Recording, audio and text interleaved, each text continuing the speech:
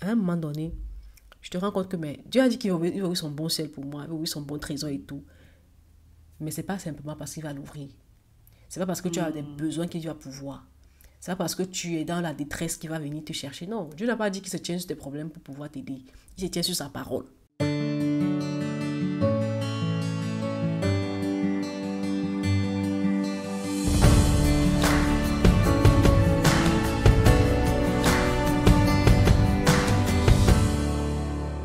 Shalom, Mariam. Bonjour Hello. Sorel, Comment tu comment tu vas? vas? Mais on s'est synchronisé. J'ai remarqué. Je vais très bien. Comme tu vois, je pète la forme, Waouh. par la C'est grâce ce de que Dieu. je vois, c'est ce que je vois. Et ça brille, ça brille, ça brille, ça brille. N'est-ce pas? Ah, quelle belle journée encore aujourd'hui. Donc, nous sommes encore Amen. très contents, très heureuses euh, de vous retrouver encore ce soir au Mhm. Deep Talk. Et vraiment, aujourd'hui, Mariam, qu'est-ce qu'on fait aujourd'hui? Aujourd'hui, nous sommes au pleinement bénédice. Hey, déjà 10. Ah oui, ça Je passe cherche mon vite. pleinement béni. De tirer du Deutéronome 10. 28 au verset 12. Donc la 10e bénédiction La qui 10e. nous dit que l'Éternel t'ouvrira son bon trésor, le ciel pour envoyer à ton pays la pluie en son temps et pour bénir tout le travail de tes mains. De tes mains. Et c'est la bénédiction du ciel ouvert. Ciel ouvert! Qui veut pas le ciel Ah ouvert? oui, Tout le monde aime avoir le ciel ouvert. Quand on parle de ciel ah ouvert, c'est oui, tout le monde qui se sent concerné. Non, mais c'est clair. sérieusement, c'est une bénédiction très importante dans les Mhm, 12 bénédictions. Toutes sont importantes, mais celle-ci particulièrement euh, parle à ceux qui ont besoin de ressources, qui ont besoin de voir leur vie passer à une autre dimension.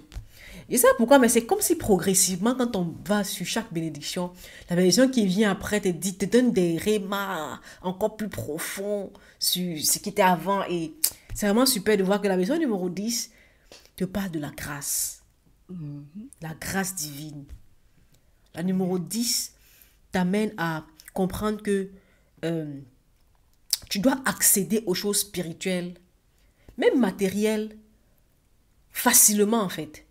Tu Mhm. peux accéder aux choses spirituelles facilement. C'est pas forcé que tu sois toujours en train de trimer, de ramer, de forcer. C'est pas obligé. Tu peux avoir certaines grâces comme ça parce que Dieu t'ouvre son ciel et tu peux jouir de ça. Et Amen. sincèrement, cette mission m'a fait comprendre, première chose, c'est d'abord ça que j'ai d'abord compris. Que vraiment, euh, le ciel peut commencer à t'arroser, à te faire du Mhm. bien. Tout simplement parce que, bon, tu appliques certains principes. Comme on a dit au départ, la mission numéro 1, il s'agit des principes. Tu appliques les principes et tu vis l'abondance. Tu vis la grâce. Tu marches dans ta bénédiction. Et donc, Mariam, Amen. comme tu as dit, c'est ça. Oui. On va y aller. Dis-moi donc, Mariam, c'est moi ou c'est toi? Non, vas-y, vas-y. Je sens que... Vas-y, dis-moi, s'il te plaît. Qu'est-ce que Donc, cette bénédiction te dit? Qu'est-ce qu'elle a laissé en toi? moi premièrement, j'ai envie de dire que quand j'ai d'abord lu le verset, j'étais d'abord très contente. Parce que le verset était déjà très parlant. C'est-à-dire, l'Éternel te donnera. C'est-à-dire, l'Éternel ouvrira, t'ouvrira. Donc, ce n'était pas juste une bénédiction, ce n'était pas impersonnel, c'était une bénédiction très, très personnalisée. C'est-à-dire que toi, Mariam, Hmm. l'Éternel t'ouvrira son Waouh. bon trésor, le ciel. C'est-à-dire, ce n'est pas, il n'y a pas de, il ne faut pas chercher trop à vouloir aller dans les profondeurs pour pouvoir dire, bon, il voulait dire quoi, il voulait dire quoi, prendre la loupe. Non, non, il te dit, je vais t'ouvrir mon ciel, toi, à toi, pour toi. Hmm. Et il te dit, dans le ciel là, mon bon trésor t'attend.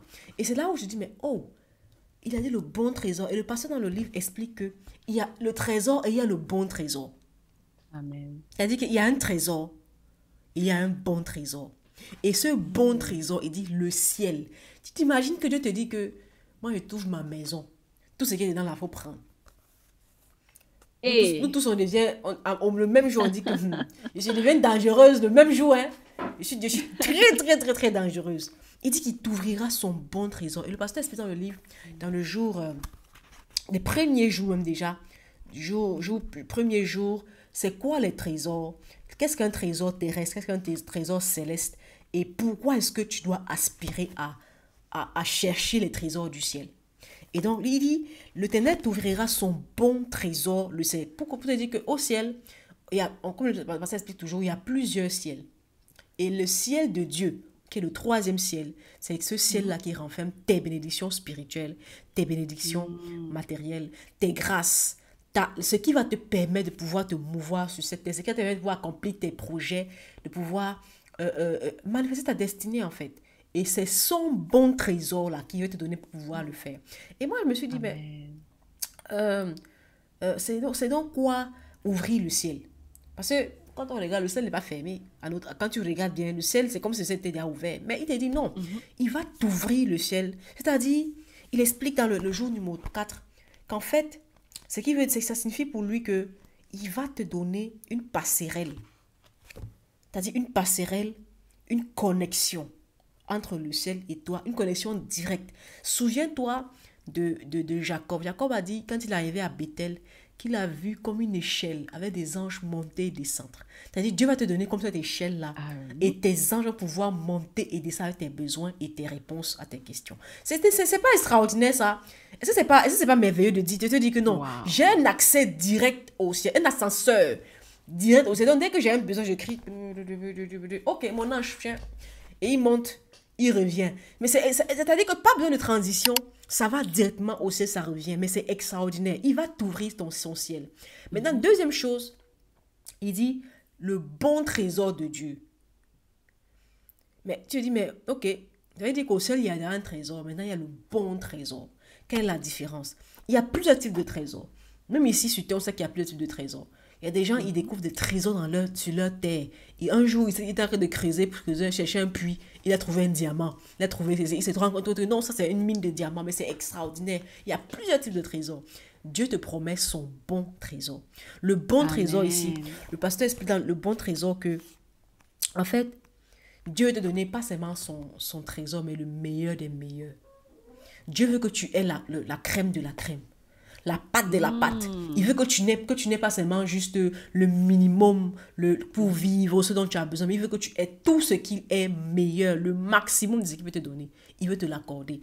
Et ça, j'ai juste compris que, mais les plans de Dieu pour nous sont extraordinaires. Quel que soit le besoin que tu as, quel que soit le souci que tu as, quels que soient les projets que tu as, Dieu veut te donner son meilleur trésor. Ce qui va te servir, mais pas seulement ici, mais pour l'éternité. Ce qui va te permettre de pouvoir créer des richesses qui vont être pérennes, qui vont rester pour l'éternité. Ça m'a un peu tué. J'ai dit, waouh, merveilleux. Et le troisième point, c'était que il t'ouvrira non seulement son bon trésor, mais ensuite pour envoyer, à ton pays la pluie en son temps. Alors, la pluie en son temps, j'ai dit, ok, j'aurai le ciel ouvert, j'aurai le bon trésor. Maintenant, il me dit, mais m'envoie la pluie en son temps. Ici, le pasteur explique, je pense à partir du jour 7, 8, 9 en montant, il dit que la pluie en son temps ici, c'est tout simplement la grâce. Amen. La grâce. Si on prend l'analogie avec les cultivateurs, leur plus grand trésor, c'est la pluie. Ils ont besoin de la pluie pour pouvoir faire leurs semences, pour pouvoir faire croître leurs semences, le riz, le maïs, etc. Nous, à notre niveau, on n'est pas tous des cultivateurs. Nous avons des projets, nous avons des choses. Et Dieu te dit, il t'enverra la grâce en son temps. Il y a un temps où la grâce te sera donnée. Il y a un temps où Dieu va faire pleuvoir sur toi sa pluie, sa grâce, pour que tu puisses fonctionner. Et je me suis dit, mais oh Dieu, je veux la grâce là en tout temps. Mais il dit en son temps. Il dit en son temps. Ça veut dire qu'il y a la pluie de l'arrière et la pluie de la première saison. Il y a des temps où Dieu va t'envoyer sa pluie. Et il faut que tu apprennes à reconnaître ce temps-là. Parce que cette pluie vient pour t'arroser. Et la pluie, comme la pluie naturelle, vient pour arroser la terre, faire croître les semences, bénir, augmenter la pluviométrie est très importante dans la société en général. La pluie de Dieu vient aussi pour te faire du bien dans tes entreprises, dans ta maison, dans ta famille, dans tout ce que tu fais dans tes projets. La pluie est très très importante. Et la pluie ici, c'est simplement la grâce. Et le dernier point que je partage avec toi, c'est que c'est pour faire, il dit pour bénir tout le travail de tes mains. Le travail de tes mains. C'est-à-dire que à un moment donné, je te rends compte que Dieu a dit qu'il va ouvrir son bon ciel pour moi, il va ouvrir son bon trésor et tout. Mais ce n'est pas simplement parce qu'il va l'ouvrir. Ce n'est pas parce que tu as des besoins qu'il va pouvoir. C'est pas parce que tu es dans la détresse qu'il va venir te chercher. Non, Dieu n'a pas dit qu'il se tient sur tes problèmes pour pouvoir t'aider. Il se tient sur sa parole. Donc, Amen. là, quand il parle de tout le travail de tes mains, c'est les projets. Dieu n'aura pas la pluie sur un champ désert, sur un champ qui n'a pas été labouré, sur un champ qui n'a pas attendu justement cette pluie-là. Et je me rappelle cet exemple que quelqu'un avait donné, il disait, il y avait deux hommes qui étaient agriculteurs. Et les deux agriculteurs avaient besoin de la pluie. Ils ont commencé à prier. Et Dieu a dit, j'enverrai la pluie. Alors il y a le premier a dit, ok, il s'est assis devant sa porte, il a commencé à attendre la pluie avant de commencer à faire ses champs. Le deuxième a dit que non, il a pris sa roue, il est allé dans les champs, commencé à faire ses sillons et commencé à planter, planter, planter. Tu penses qu'entre les deux, qui avait plus la foi que Dieu enverrait la pluie? Le deuxième avait plus la foi que Dieu enverrait la Bien pluie. sûr. Et effectivement, quand Dieu a envoyé la pluie, le champ de l'autre a pris pendant que l'autre était en retard. C'est-à-dire que Dieu n'envoie pas la pluie dans un champ qui n'a pas préalablement été labouré. Quand il enverra même, tu ne vas pas voir. Parce que tu n'étais pas prêt à recevoir la pluie. Mais celui qui est prêt à recevoir la pluie, il travaille de ses mains. Il bosse. Il se met au boulot. Il fait ce qu'il doit faire. Il dit, Seigneur, quel est ton projet pour ma vie? Il se met au travail. Et quand la grâce de Dieu arrive, ça arrose, ça l'amène à une autre dimension. Donc, moi, juste pour dire, en fait, c'est la dernière partie là qui est pour moi, qui est le plus important. Parce que Dieu, il dit qu'il va le faire. Il va envoyer la pluie. Il dit qu'il t'ouvrira son ciel. Est-ce que ton travail sera prêt à recevoir la pluie? Waouh. Je te passe la main. Waouh, Sorel, je sais pas quoi dire. Et en même temps, je sais, je sais quoi dire. C'est un, c'est un, c'est un mix, en fait. Déjà, tout de C'est suite, ça, le livre te rend un tu as dit peu... vraiment. Déjà, pour moi, c'est le dévot de la... C'était un dévot miel. C'est le Ouais, dévot de la douceur. ouais. C'est le dévot de la grâce. C'était simplement, ça coulait tout simplement.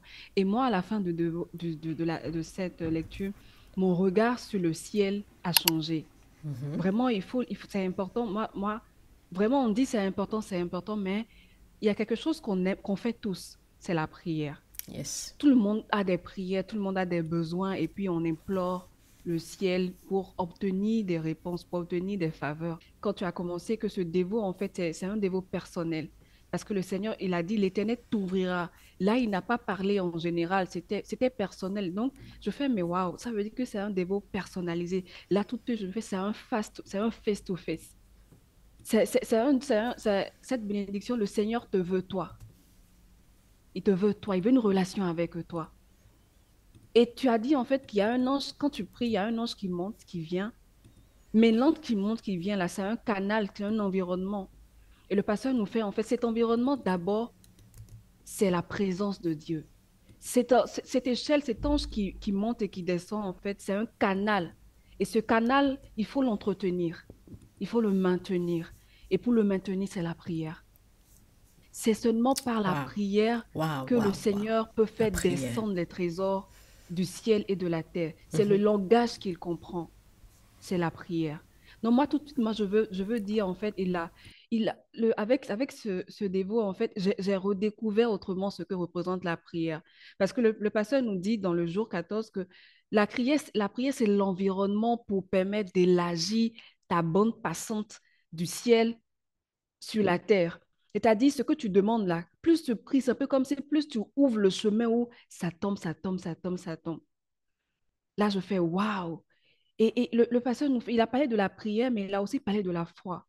Ça marche de pair, en fait. Il fait la foi, parfois, en fait, on dit c'est la ferme assurance des choses qu'on espère. Pourquoi on espère? Parfois, la foi semble ressembler à la folie. Le Seigneur te donne simplement, il te fait des promesses. Toi-même, tu restes à te faire, mais est-ce que c'est sûr? Est-ce que... Mais le Seigneur pouvait dire à Matt, si tu crois, tu verras. Comment tu peux croire qu'un mort va revivre? C'est un peu comme il t'a donné un projet, il t'a dit, cet enfant, tu l'auras, cette entreprise, tu le verras, ce business, tu le feras. Il t'a donné juste une idée, mais tu ne vois rien venir, en fait. Le Seigneur te dit, faut y croire. Il faut y croire. Quand tu es en train de prier, il faut y croire. Il ne faut pas simplement prier. La prière crée l'environnement, mais il faut y croire. Il dit que la foi, en fait, c'est la foi qui attire Dieu. C'est notre foi. C'est-à-dire, tu ne vois rien venir, mais tu crois ce que le Seigneur t'a dit. Parce que tu ressens que le Seigneur t'a parlé. Et tu crois. Tu dis, non, Seigneur, tu m'as parlé. Moi, je crois en toi. Je ne vois pas. Oui, je marche. Oui, ça ne va pas. Oui, tout est chaud. Mais tu m'as donné une parole. Je m'accroche. C'est ça la foi.